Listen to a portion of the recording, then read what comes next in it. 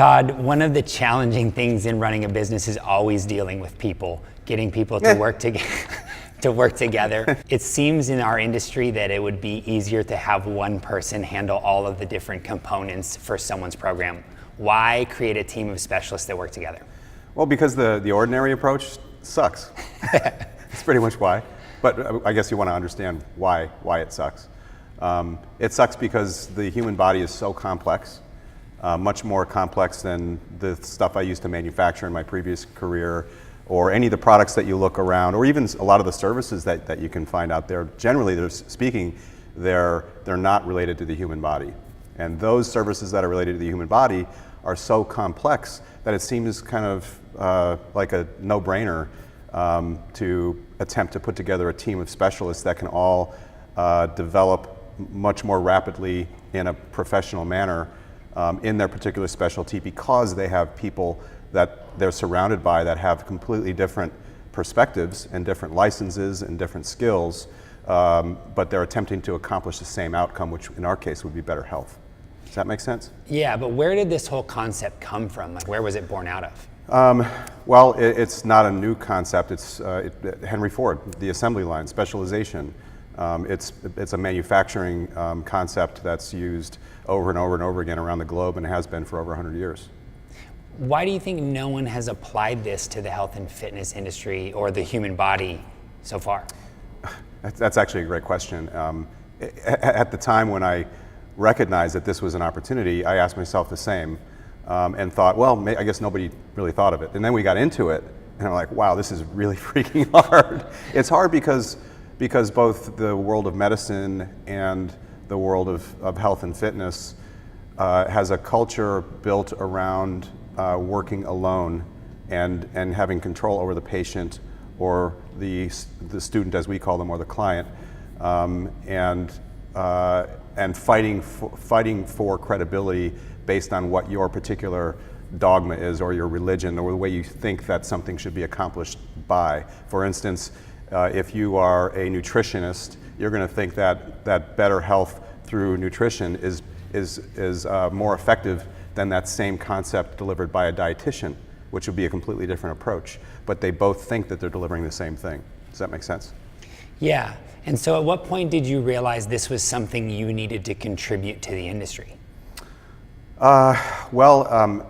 When my doctor took his index finger and stuck it up my butt to check my prostate. That was kind of an aha moment, I guess. In many ways, it was an aha moment.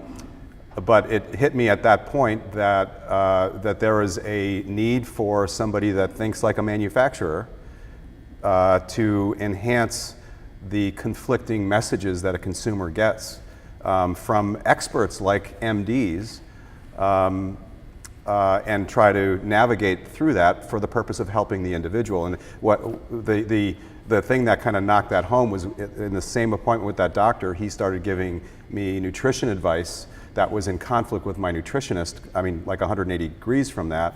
And I thought to myself, well, as an ordinary consumer, because at that point I wasn't, because we had already started Stark, whose word would I take? It would definitely be the doctor's.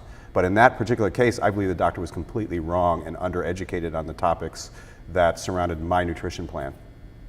And so this is where it all ties into to the company's mission statement with regards to changing the future of health and fitness. Absolutely, yeah.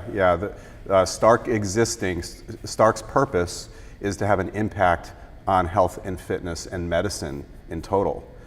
It's really the way I think health should be delivered, because you get that combination of several different professionals that, again, they think that they're there for the same purpose, but they're delivering it from different angles. And that comes from my manufacturing background as well. And I think you and I have talked about this before, where when we would roll out a new product from the manufacturing company, eventually when I recognized that the VP of marketing had no clue on how to cost things and had no clue how to manufacture at scale, but had amazing taste and flair, and was able to create these beautiful products that would, in a vacuum, tank the company because of claims and tank the company because of lack of profits. And so I had the VP of operations, who was an engineer, and the CFO who was a CPA come in and we would pick apart the products from their perspectives. And at first it was this sweaty armpit, full of nervousness experience because they were fighting and they were all kind of defending their turf. Like, you can't manufacture this in the plant, you made that in the lab. It's super easy to make it in the lab, but when we make hundreds and hundreds and hundreds of these products, we're going to have serious problems. And then the CPA would, roll his eyes and explain that he didn't think that, I'll just call him Joe to protect the innocent, that Joe didn't do the costing properly, and therefore we would lose our asses in manufacturing this particular product. And eventually, they all learned about each other and became better at, not experts at, but better at understanding their issues. And 3 or 4 or 6 months later, those meetings became much more efficient. But the outcome was that the product was not just beautiful and sellable, but profitable and great for the brand and wouldn't cause people problems that purchase those products. And so, and that's what this concept is, because in manufacturing, their purpose, because it was a public company, was to improve shareholder value. They shared that purpose, but the difference between the creative guy and the engineer and how they see the world is completely different, but very valuable. And that is completely absent from the world of health and fitness.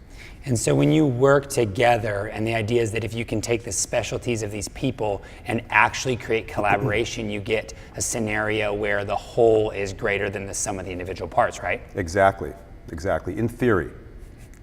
And I think that's probably a topic for an entirely different video on what the challenges were to actually execute on that. But we've gotten past that, and here we are with a team of specialists that help people think more clearly and move more naturally and get more out of their bodies than they ever thought they were possible.